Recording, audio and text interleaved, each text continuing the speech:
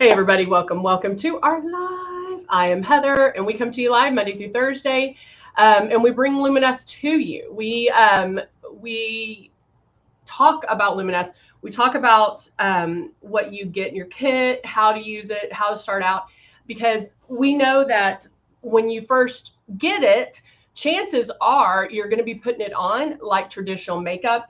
And so going over the ways to use it is important, and those steps to get the hang of it and to get the knack of it. So we always like to go over. We know people are at different levels. Hello, good morning. We know that people are at different levels, and so we always like to go over the beginnings. Good morning, Cindy. Good morning, Jeannie. So let's go over that briefly. This is one of our starter kits. This is the Icon. We also have the Icon Pro and the Legend. And of course, we have the Breeze, which is what I'll be using today. But it all comes with what you see here. Now, you may have gotten it at a time where maybe you had a gift with purchase, or maybe you did purchase some other products with it. But we will be covering these products. So you get 2 bottles of foundation, Love and Blush. And the Love might not be something you use every single day, but it is a great, gives you that youthful glow. The Blush is something that you'll maybe only use 2 drops. And so the Blush is super high pigmented.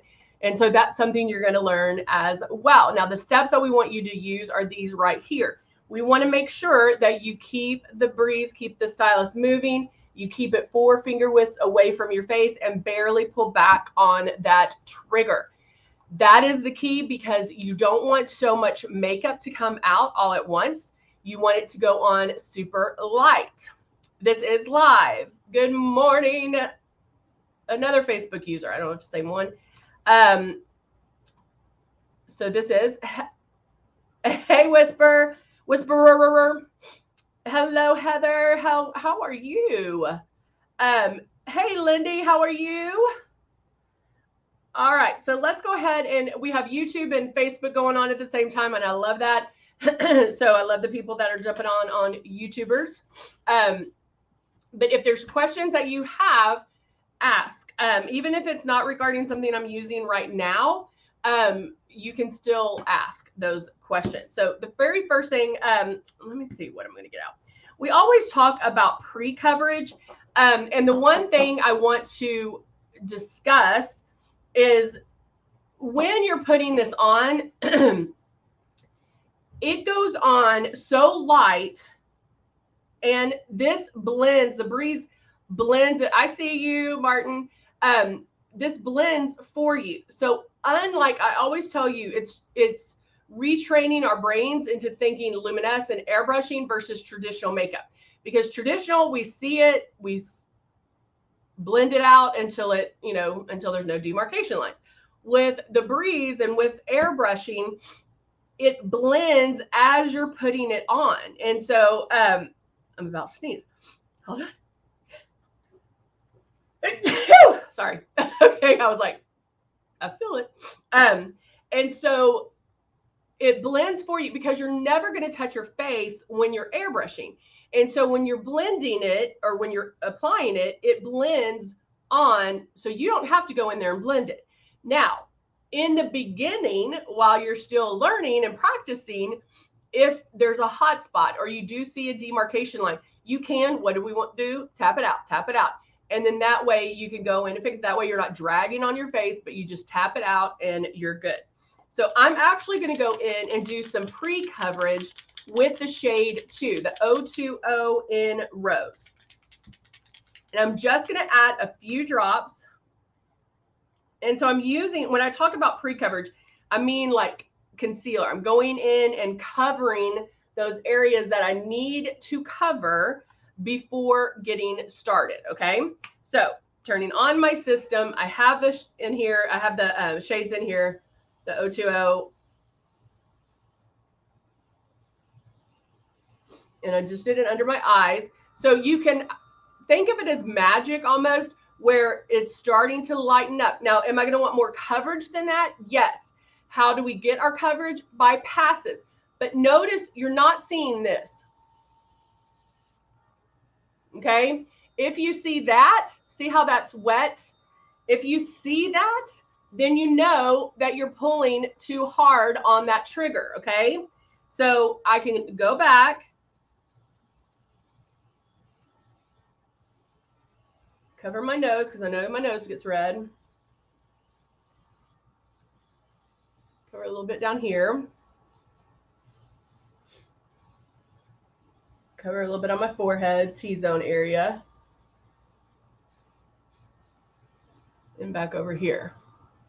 I can even do it some of my eyes if I don't need it to, okay? So that way, I have gone in, I started the process of coverage, but I don't have to cover it 100%. Why? Because we have more products. When you're using traditional makeup, half the time you put something on and then you put something else on and then you're wiping that part away. Like you have to get that happy medium of not wiping something away that you just put on because you're using it to cover something, you know, all that. But because we're airbrushing, we're not touching our face. So if you wanted to do everything, no, it's not. It's just a sample, and I didn't realize I was using it until just now, until I started already. So sorry about that. But we're not wiping it away when we're adding something else. And so you're able to build that coverage by passes. Is that making sense, guys? Because you need to think about it like traditional makeup. Wipe, blend, do. And then this, you're never touching your skin, so nothing's being wiped away either, okay? So I am going to go in and use my blush. And I'm going to use Soft Rose. And I'm going to blow what's left. Oh, I was going to blow what was left of that 2 out. But I like to do blush first because it is super high pigmented, meaning a little bit goes a long way. And if you use more, I mean, bottom line is if you use more than 2 drops, you're going to look crazy. And so we don't want that. I like a softer blush anyway. And so still to this day, I do my blush first when airbrushing. And so you can, I find that when you're first starting out, because you're going to automatically, when you're new, spray too heavy. If you do the blush first, that helps you in the application because we're going to put foundation on over it and it's going to blend. So that's why. So starting my system, spraying a paper towel just to make sure that that's what I'm getting. And then I'm going to go in right here. And I can come until about 3 finger widths away to do the blush. So I do come in a little bit closer and I kind of smirk. And then I just keep going back. Now I'm out. And so looking at this right now, I do like more blush than that, right? But what you'll find is that it is going to come up a little bit. So with the blush, if you get it to the point where you almost love it, it's like, oh, it's almost there, then stop. Because then it'll bloom on you, it'll come up a little bit more, and then it'll intensify, and then you'll love it. Then it'll be perfect. So get it to where it's almost there, and then you're good to go. All right, so now I'm going to take my Rose Shade 3 and shake it up. Jeannie does her eyeshadow with the blush, which is another great thing to do.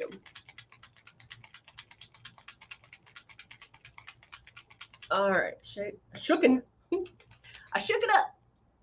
Now, there is a little bit of blush in there I'm going to wipe out. And then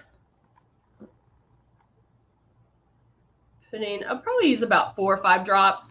I won't need as many because I already did pre-coverage and I did my blush. Now, I will tell you right now, it is hot up in here. And so I am going to use some powder. Let's see if I can use this one, if this one's open. Oh, it is. So I'm using the translucent powder, but the powder form.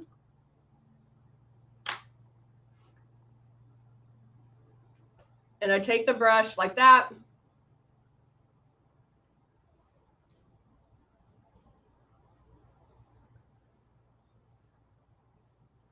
I find that stippling makes it a little bit better. I just like it, but it's hot. It is humid. It is, it's just hot, bottom line. I mean, it's supposed to be like 102 today or something. So I do like powdering first before doing the foundation, because that's going to help keep me matte throughout the day. Hey, Zandra. How come some of the makeup comes out easy and the others keep sticking? I love that. Zandra. So Zandra asked on Facebook, on YouTube, asked a really good question. She's like, how come some of the makeup comes out real easy and others come out and others don't? And that's because of different pigments. If it's a lighter pigment, it's going to come out. If it doesn't have as much, if it's a lighter product, then it's not going to come out as heavy or need as much oomph to get it out. If it is a heavier pigment like the rose or a luminizer or something like that, then it is going to, then it will come out harder, or maybe, but that's why you need to make sure to shake it up, shake it up. Shake it up good, okay? So as long as you shake it up very well, then you're good. The other thing is, if you have the breeze that's the 2-speed, if something's a little bit harder to get out, go to that second level of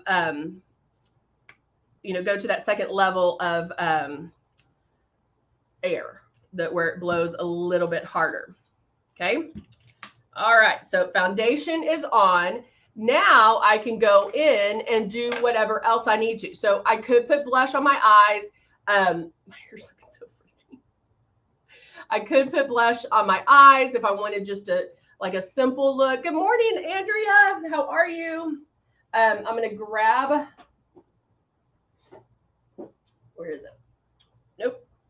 I'm going to grab the Cut 1 palette. There it is. Oops, sorry guys. Hold on. Hold on, let me get back in focus.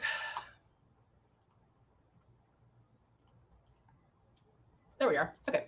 So I'm going to grab the Cut 1. And I'm using all 3 colors on the contour side. And then right underneath my blush, I'm doing a little bit of contouring.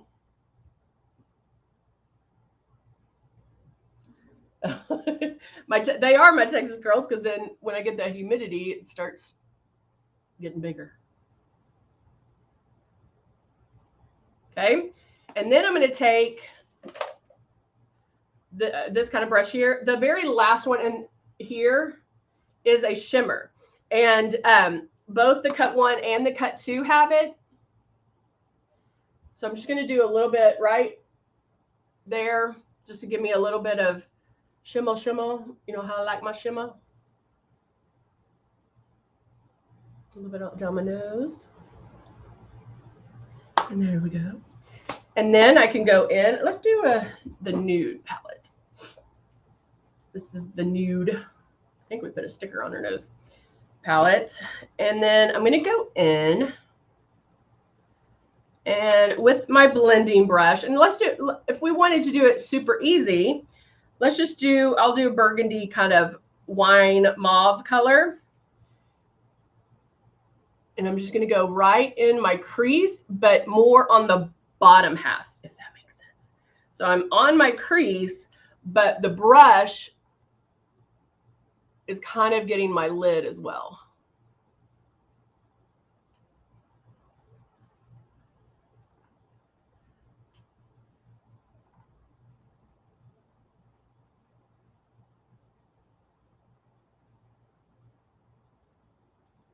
I'm just blending that out.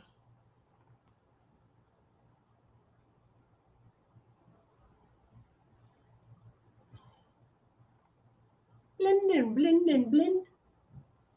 Make sure there's no harsh edges. Now I can kind of blend it up.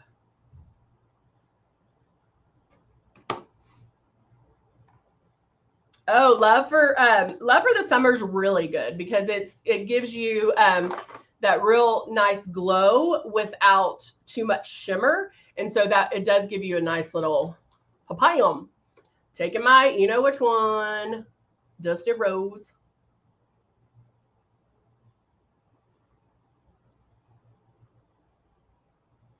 Filling in my lips.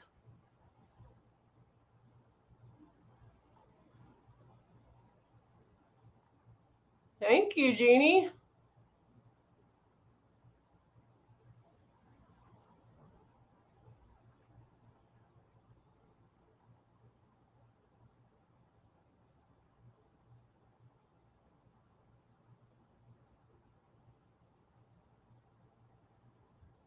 Make sure they're even.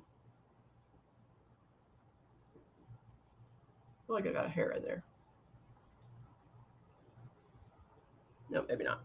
All right. Did my lips, and then I can finish it off with my mascara. Yeah, I like actually using Love in the summer and maybe not so much shimmer because of the fact that you get so hot that you don't want everything to look like shimmer, shimmer, shimmer. You'll look like a disco ball.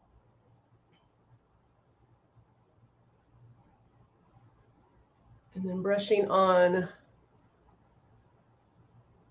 And sometimes you can even pick, like, depending on what you are doing that day. I think I told you that there's some makeup artists that don't like anything on the bottom lashes or even eyeliner. So that's up to you.